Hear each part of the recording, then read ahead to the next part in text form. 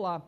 As recentes manifestações contra o racismo tomaram as ruas em plena pandemia para dar um basta na violência histórica, sistêmica e estrutural contra a população negra.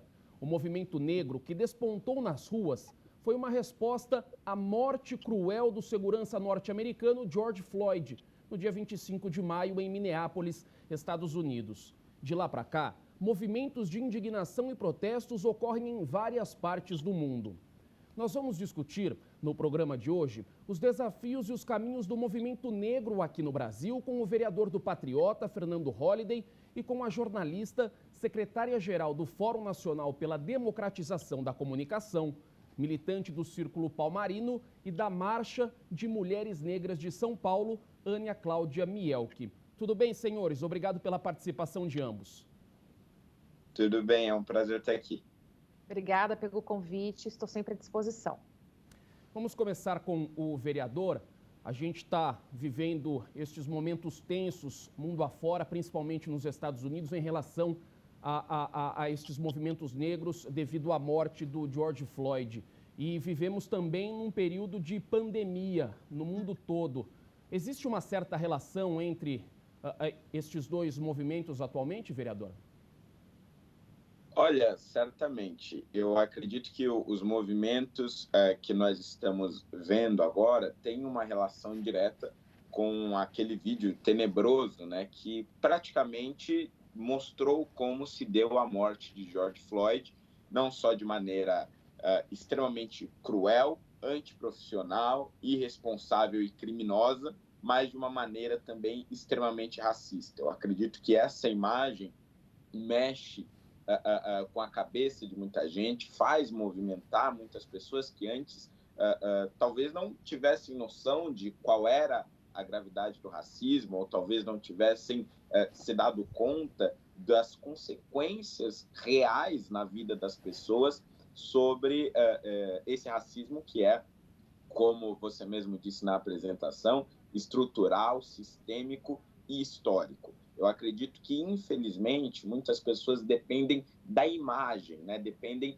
de ver realmente essa atrocidade acontecendo para que em algum momento se dê conta não só de que o racismo existe, mas de quais são as suas consequências práticas. E a consequência prática, de fato, é a morte, e a última morte trágica que nós vimos foi a de George Floyd. Infelizmente, isso tem motivado também protestos violentos, né? Principalmente nos Estados Unidos por conta disso, e eu lamento, né, que boa parte desses protestos tenha sido violento, porque isso acaba gerando outras vítimas, em grande parte vítimas negras. A gente tem visto pela internet diversos vídeos de pessoas negras, né, nos Estados Unidos, especialmente mulheres, revoltadas, indignadas, ou porque os seus negócios foram destruídos, ou porque a sua família está em risco. Houve um policial negro que acabou morrendo nessas manifestações por conta dos ataques violentos dos manifestantes, e diversas outras famílias negras americanas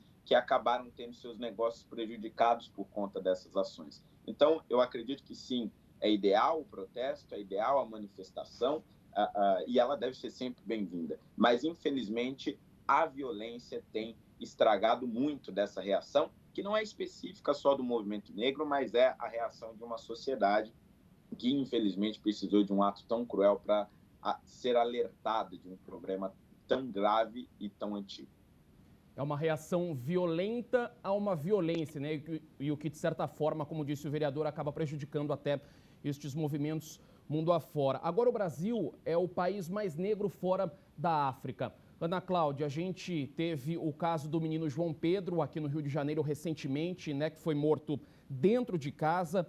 A casa onde ele morava foi alvejada por tiros disparados pela polícia. Esta situação já não seria motivo também de manifestações aqui no país? Falta um pouco disso também? Olha, eu acredito que não faltam manifestações aqui no Brasil. Na verdade, o movimento negro está bastante organizado, né, bastante articulado. E se a gente olhar para as pequenas manifestações que aconteceram no Brasil, só em São Paulo, no início desse ano, a gente vai ver que teve manifestação em Guarulhos, teve manifestação em Paraisópolis, teve manifestação na Marginal Pinheiros, próximo ali do Jaguaré, todas elas eram protestos, indignações contra a execução sumária de jovens negros pela polícia militar.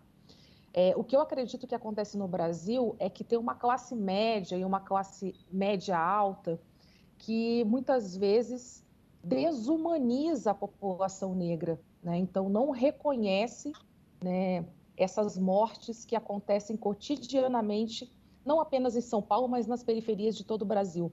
Em São Paulo é super grave, né? A gente tem uma morte a cada 16 horas, e essas mortes são, em sua maioria, causadas pela própria polícia militar, né? Então, a gente não tem pena de morte no Brasil, oficial, na letra da lei, mas a gente tem uma polícia militar que executa pessoas todos os dias nas ruas.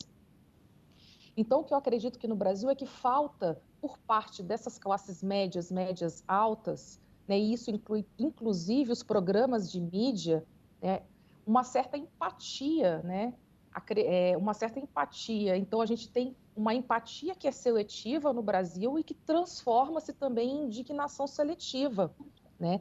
Tanto é assim que quando um jovem morto é executado pela PM, né, cria-se todo um rol de tentativas de justificar esse homicídio, essa execução, perguntando em que lugar ele estava, com quem ele estava, o que ele estava fazendo, se não era usuário de drogas, para depois, na quinta, na sexta, oitava preocupação, perceber que o jovem foi assassinado por um motivo muitas vezes fútil, como é o caso do Matheus no Rio de Janeiro, que saiu de uma blitz policial e tomou um tiro pelas costas na cabeça de um PM.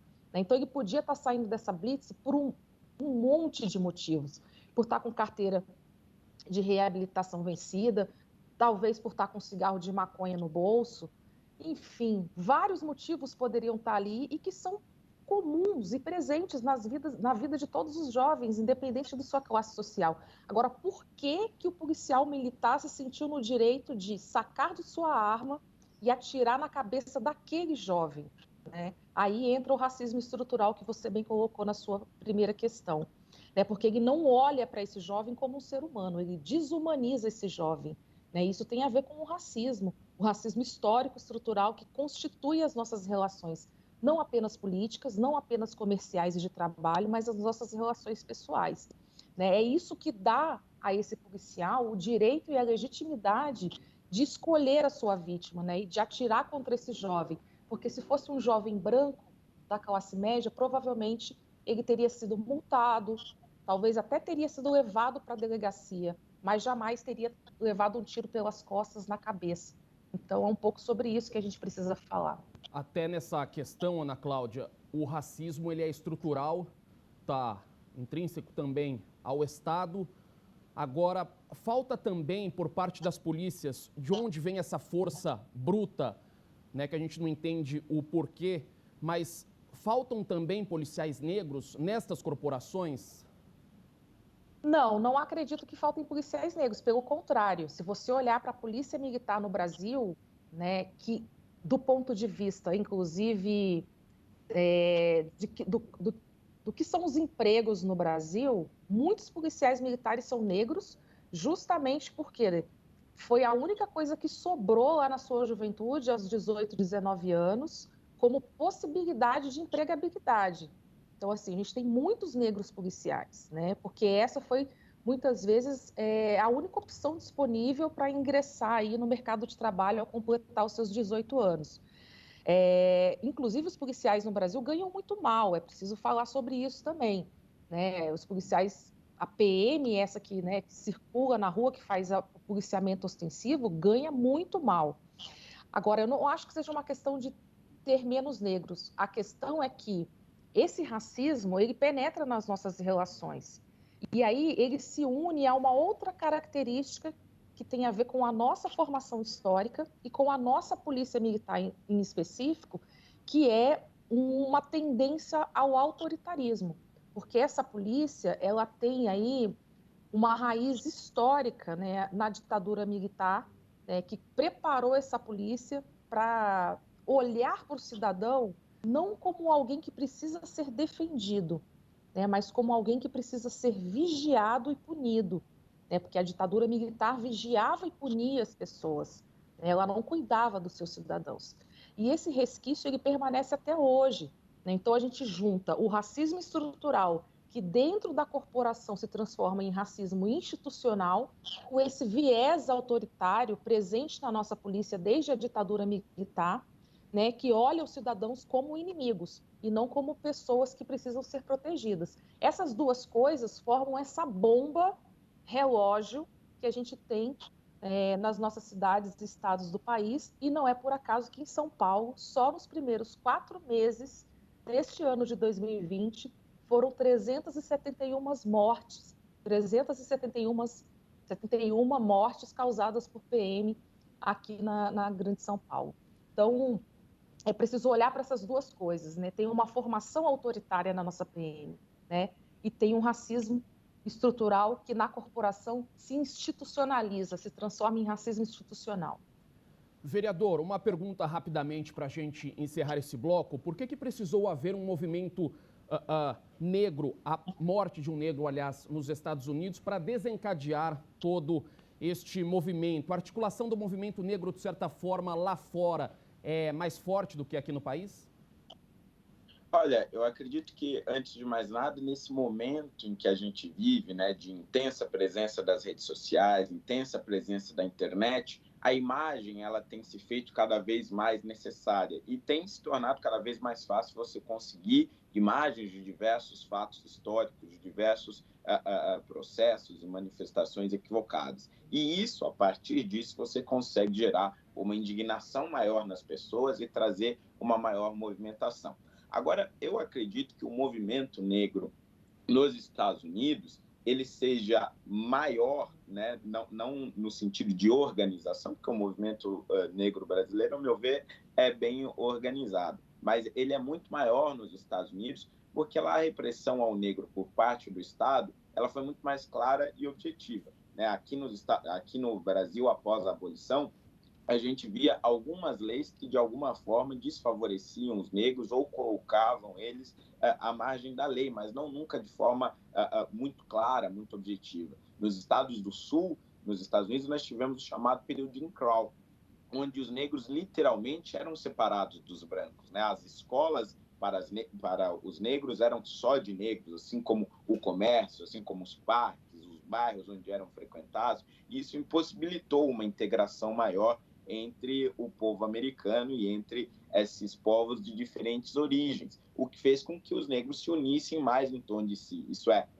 o sentimento de comunidade negra, eu acredito, se tornou mais presente por conta disso, enquanto que no Brasil a gente acaba tendo, sim, uma união em torno de pessoas pobres, de uma maneira geral, que são, em sua grande maioria, negras, mas eu, particularmente, no contexto em que eu vivi na periferia, eu nunca vi muito o sentimento de comunidade negra, como a gente costuma ver na sociedade americana. Mas eu via muita solidariedade entre os pobres, de maneira geral, entre pessoas que vivem em situação humilde, mas que não levam muito em consideração a cor da pele, apesar, sim, de considerar que aquelas pessoas negras que estão nessa situação acabam sempre, claro, sofrendo um pouco mais.